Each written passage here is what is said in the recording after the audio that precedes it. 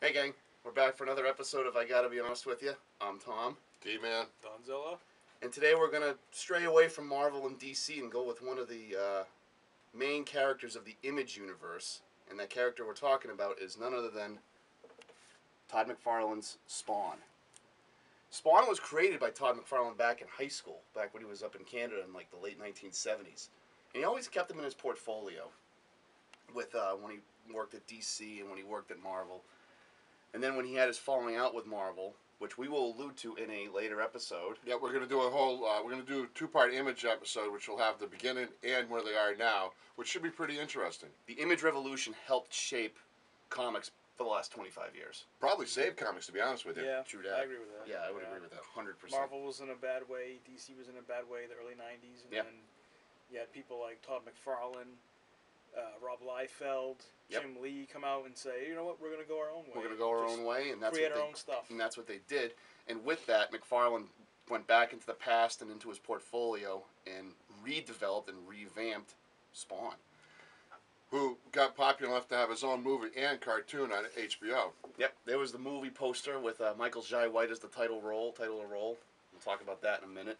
So now, getting back to what you guys were saying when they went to do Spawn and all that, wasn't Marvel back, like, weren't they in like bankruptcy back then too? No, Marvel went bankrupt in the late 90s, I think. Okay, Yeah. so Late 90s. Yeah, it was the late 90s. so but it was kind of like, yeah. Sales, like Todd McFarlane, before he did Spawn, he had a run on Hulk, which we talked about in our Hulk episode, and he had a very successful run on Spider-Man, which helped develop his fan base. Yep. Oh yeah. He saved Spider-Man. Because Yeah, he did. he wrote Andrew, I believe, right? He drew Amazing Spider-Man, And he But he wrote Spider-Man. Yeah, he Spider-Man, created his own comic, Spider-Man, and then when he left, Eric Larson took it over. Eric Larson. Larson, yes. Which Sorry. was horrible, by the way. We're going back to Spawn. Spawn #1, as you can see right here, is still to this day the most selling independent comic of all time. Yep. 1.7 million, probably 1.8 now since all the copies that Dunn and I have got over recent years.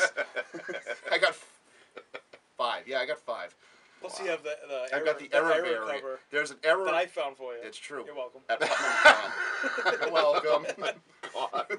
No, there was an error on Spawn #1, Wow. one of the variants in the printing press where Yeah, like no ink. on no, like a, this green that you can see was all skewed, and it was like this really weird electro blue. It looked weird. So It's cool though. So on that thought, does that make it worth more or not? It was worth. it's worth more because I think they Destroyed all the rest of them? Probably.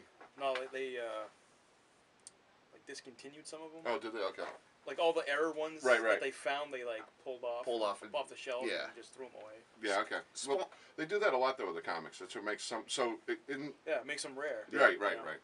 Spawn, his character is Al Simmons, who was a government agent for the United States, killed in the name of country, was married to a woman named Wanda, and he seemed to have like the perfect life. Yep. Until he was Killed. betrayed. Yep. Killed by Was Chapel. his best friend, right? Chapel. From Yep. Youngblood. Yep. Yep. Good issue. He was sent to hell, but you don't really find out the reasons why he was sent to hell until later. Yeah. What, like issue 40 something? Or? I think it was in the 160s where you find out the real reason why he went to hell. Yeah. Now I was there when I'll share what I was when you guys weren't there when I was there. I used to work in another comic book store years and years ago called Fabulous Fiction. Back then, Spawn #1 it broke. And when Spawn #1 broke, you couldn't keep it in the store. Kids were running in like crazy. It was like the biggest thing you'd ever seen.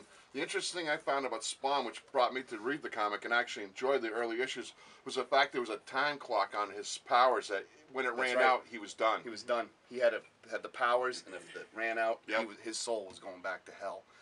So he relies a lot on his military training. Right. He doesn't use his hell powers Right. unless he really has to. Right. He only used them. He tried them against a villain named Overkill who appeared in issue 6 and 7. But like he relied a lot on guns and bazookas and that '90s image of like the macho. Right. Yep. But didn't he also like you said use that because he didn't want to waste his powers because he knew he had a limited amount of time. That's right. Which I found very interesting. I thought it made the character intriguing and very interesting to read. I mean, it was a really good read. He was a realistic Batman. Yeah, he was. Didn't he eventually have like unlimited power at one point? At one point, yes, but that was after his Like, suicide in 185. Yeah. He the thing that separated Spawn from a lot of the Marvel books and the DC books was its mature content. Yeah. Violent. Very Violent. In issue 5, one of my favorite books of all time, yours as well, he deals with a child murderer. Yep. Billy Kincaid. Yep.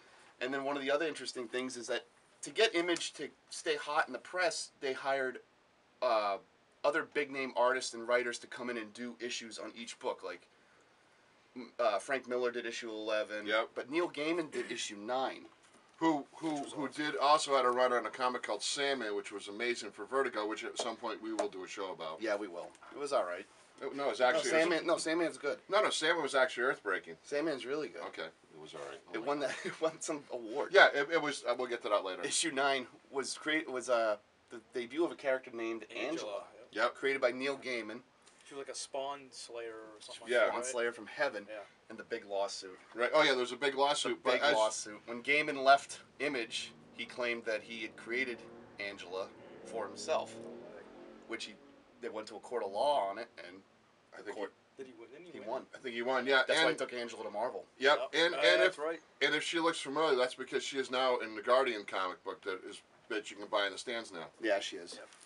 which also helped this comic skyrocket in price. Oh, issue 9. Yeah. Yeah, it went from like a quarter value book to like $20 overnight. Like just like that snap Just like of the fingers. Yep.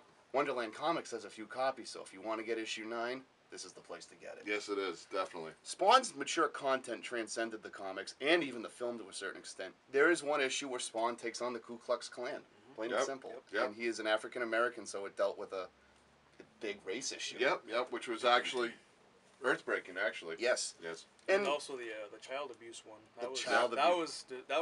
That was disturbing a little bit, Yeah. but it, you know. Aren't we forgetting to mention somebody? We're forgetting to mention the clown who was in almost all his issues. The clown is his villain. The villain, yeah, is the his clown. Joker. Yep, was his Joker. He was AKA Violator. AKA The Violator. Yep. He is his sort of, he's the devil's henchman on Earth. He So- tries to coerce Al Simmons into doing the devil's handiwork without directly saying it. So, quick question: Who played him in the movie? John Leguizamo. There you go. Thank you. I just wanted to see if anyone was John reading. Leguizamo played him. Very good actor. And Very good actor. You're going to go on Spawn, but I'm going to jump real quick. Spawn also teamed up with Batman in an issue of with Batman. Two of them. Two of them. Two Yep. of them. So Spawn has jumped from Image to be with other characters that are more mainstream. But he'll never go to Marvel. No. He's been asked, Todd McFarlane has been asked numerous times by Joe Quesada, who was then editor-in-chief, to do a Spider-Man Spawn crossover, and he said no. They teased doing another Batman team-up, but Well, the second one wasn't that the good. DC one? Yeah. Yeah, the one that Yeah. Doug Moark did or whatever. Yeah, Mayork, somebody, yeah, that was- The one that Frank Miller and Todd McFarlane Oh, that did was great. really good because Yeah. Awesome. it was Prick Batman and Spawn. And it was actually part of the Spawn continuity. So, getting back real quick, we have the 100th issue. Yep. We have the David Finch issue 200 variant. and also we have the 185, which is The death of Al Simmons. He commits suicide in this issue after he just got sick and tired of it all, plain and simple. The real reason why Al Simmons went to hell was because he punched his wife while she was pregnant. And Mammon, who was the big baddie, yep, besides Malbolgia, who was Yeah. like the leader of one of the layers in hell, Mammon took the baby and raised her to be like this she-spawn right, devil on earth, and that just wore Al out. yep. And he offed himself, because the only way you can kill a hellspawn is by cutting off their head. And as you can see in this cover that Greg Capullo and Todd McFarlane did, that's what he did. He just offed himself. Yeah. Jim So- Downing then became Spawn. Yep. Yeah. Let's not forget Jim Downing's first appearance was issue 2.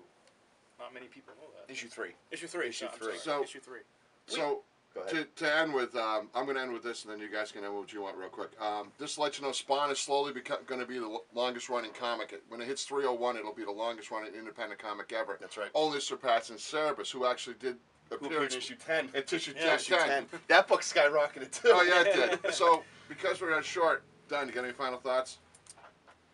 Not really. Okay. I mean, If I could make the final thought, it's Yeah. a really good book now. Jim Downing was Spawn from issues 185 to 250, and we could talk about the Jim Downing run on a different time. Al Simmons is now back on the book. He is now depowered due to his deal that he made, his second deal that he made with Satan in the Satan Sega Wars, which was done by Eric Larson and Todd McFarlane.